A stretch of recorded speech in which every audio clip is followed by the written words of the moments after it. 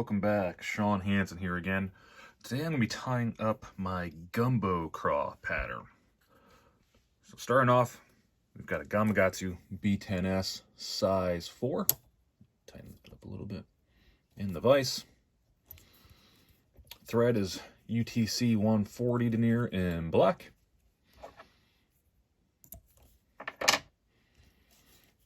Wrap back to right where the shank starts to bend and stop right there. For our tailing material, first up is Ripple Ice Fiber in copper. Just gonna take a couple strands out of the package here.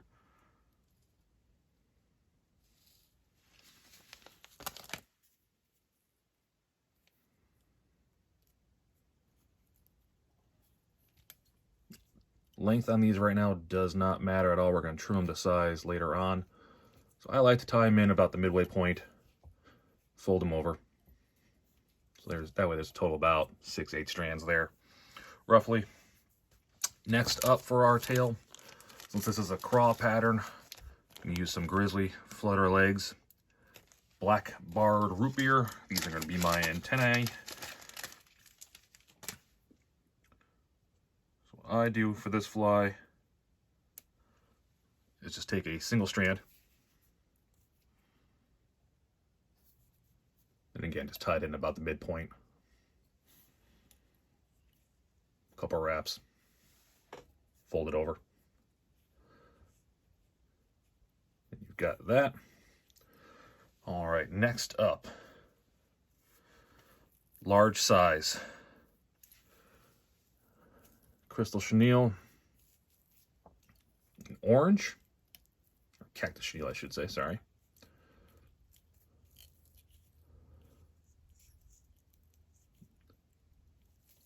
And this is literally just going to be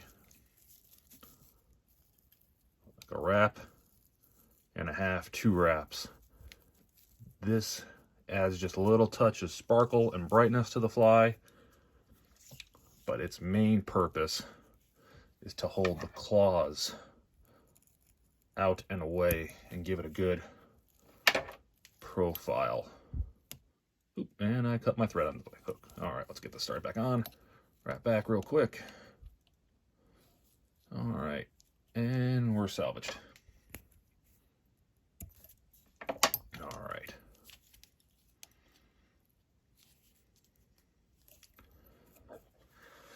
For the claws, black barred rabbit strips, crawfish orange.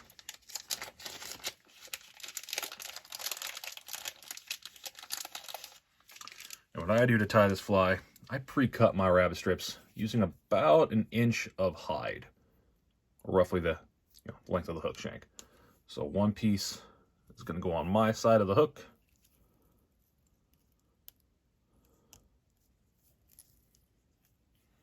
Couple wraps there.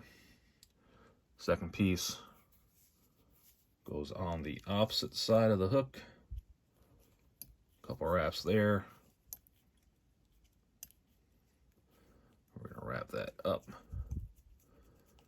All right, so now you can see how that chenille just holds those out just a little bit. All right.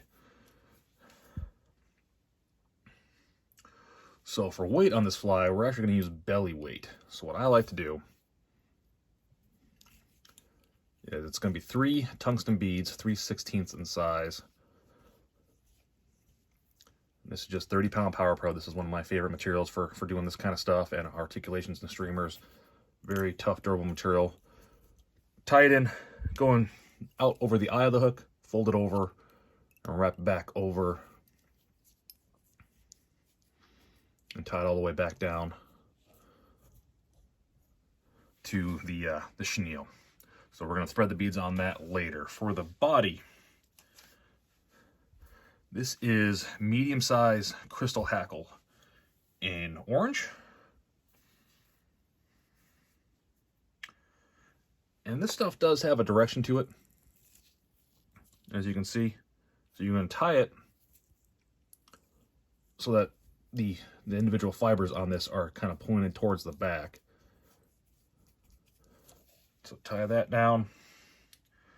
And then we're going to use a piece of strung saddle hackle here. Fiery brown color works great. There's a little bit of variation in the color. You get some tans, you get some browns, you get some orange. But we're going to take that, preen those materials back so you got the tip of the feather. Tie that in. And then we're going to clip that off because it's sticking over the eye just a little bit. Tie that down and advance our thread to the eye of the hook. So then what we're going to do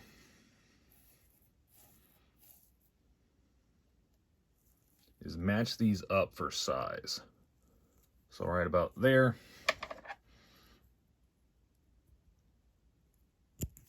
I'm going to cut away the hackle so that way that's that length. I really like this style of hackle pliers for this purpose. Actually, let me back up just a little bit so you can see this step a little bit better.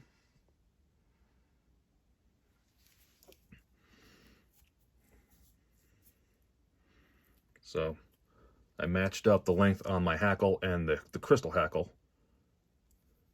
And the reason I really like this style of pliers is I can take it and I can twist it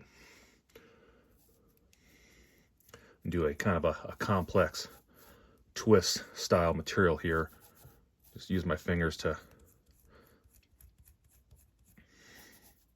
make sure that nothing binds down too badly. There we go. And then I'm going to wrap this forward.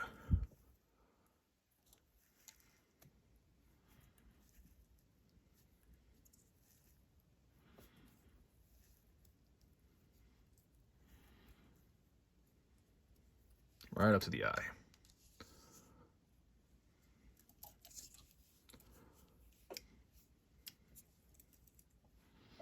We're going to trim that guy off.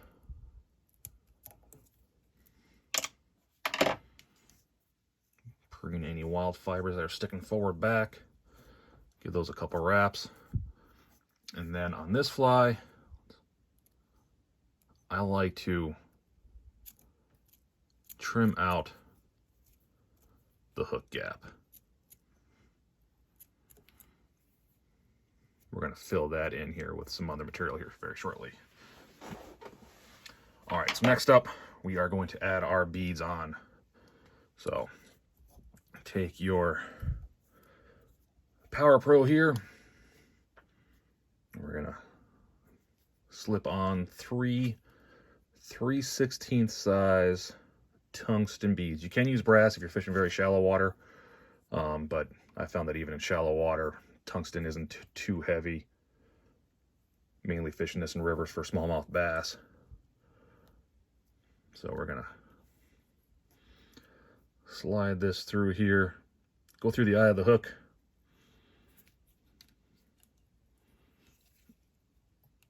and tie that down. I do like to tie it down tight at first. Then what I'm going to do is once I get a thread wrap or two, I'm going to take these beads and just give them this little tug. That way they've got a little bit of movement. They add a little bit of clicking and clacking noise when you're fishing. So a couple wraps there. Pull this back nice and tight. A couple wraps there. And cut that out.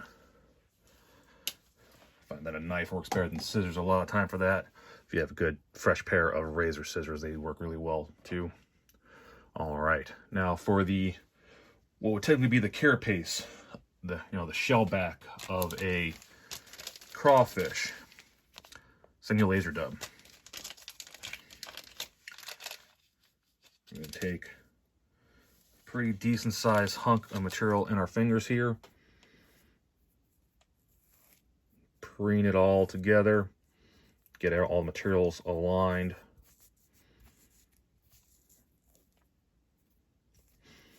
We're going to tie this in like a wing.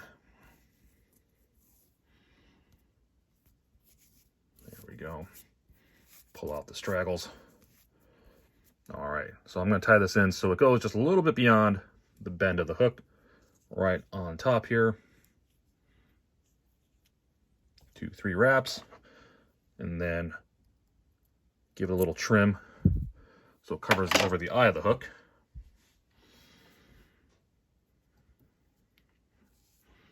And you can stop there. The eye is going to fish just fine. I'm going to do a quick whip finish.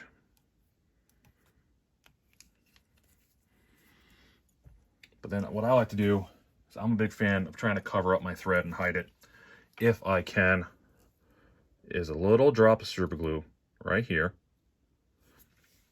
That's going to help bond the Power Pro line that's holding the beads in place in. And then that chunk of laser dove that I trimmed off, I'm just going to take a bit of that, and I'm going to dub it on my thread.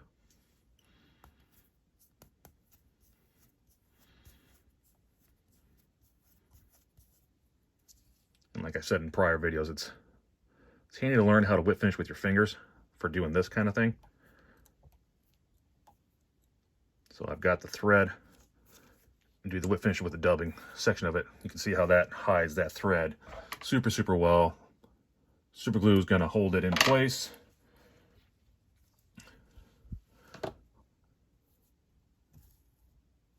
And there you have it. Now I'm going to take some scissors and trim those rubber legs and antennae and the flash just a hair longer than that rabbit. And that's it. That is the Hansen Gumbo Craw. So the whole purpose of the beads being on the bottom like that is it's going to land and swim hook point up, belly down all the time. Super snag resistant, works great in really rocky conditions for rivers for smallmouth bass and anywhere else you've got fish eating crayfish. Thanks for watching.